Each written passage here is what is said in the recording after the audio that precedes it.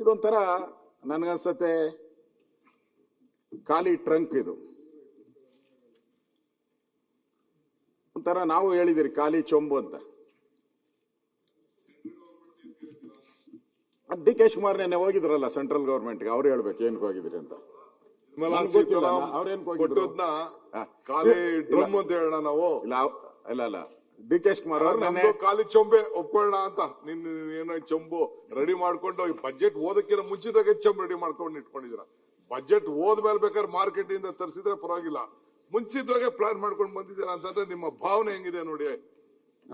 ಇಲ್ಲ ಭಾವನೆ ನಾವು ಅರ್ಧ ಬಜೆಟ್ ಓದ ನಿರ್ಮಲಾ ಸೀತಾರಾಮ್ದು ಏನ್ ಬಜೆಟ್ ಕೊಟ್ರು ಅದನ್ನ ಖಾಲಿ ಡ್ರಮ್ ಅಂತ ನಾವು ಎಕ್ಸ್ಪ್ಲೇನ್ ಮಾಡಿ. ಆಯ್ತು, ವೆರಿ ಗುಡ್. ಕೆ ಶಿವಕುಮಾರ್ ಅವರು ಸಿದ್ದರಾಮಯ್ಯ ಅವರು ಸಪೋರ್ಟ್ ಮಾಡ್ತಿದ್ದಾರೆ ಅಂದ್ರೆ ಏನೋ ಒಳ್ಳೆ ಸುದ್ದಿ ಬರ್ತಿದೆ ಅಂತ ಅನಿಸ್ತಾ ಇದೆ. ನೋಡಪ್ಪ, ನೀವ್ ಅದೆಲ್ಲ ಕನ್ಸ್ ಕಾಣಕ್ ಹೋಗ್ಬೇಡ. ಕನ್ಸಿಲ್ಲ.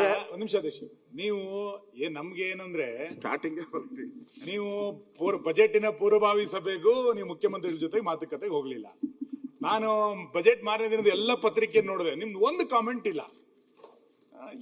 ಏನ್ ನಡೀತಿದೆ ಅನ್ನೋದು ಅರ್ಥ ಆಗ್ಲಿಲ್ಲ. ಈಗ ನೀವು ದಡಾರ ಅಂತ ನಿಂತ್ಕೊಂಡ್ಬಿಟ್ರದ್ ನೋಡಿದ್ರೆ ಇಡೀ ಬಜೆಟ್ ಪೂರ್ವಭಾವಿ ಸಭೆಯಲ್ಲಿ ನಿಮ್ ಎರಡೂ ಇಲಾಖೆ ಸಭೆಗೆ ನೀವು ಹೋಗ್ಲೇ ಇಲ್ಲ.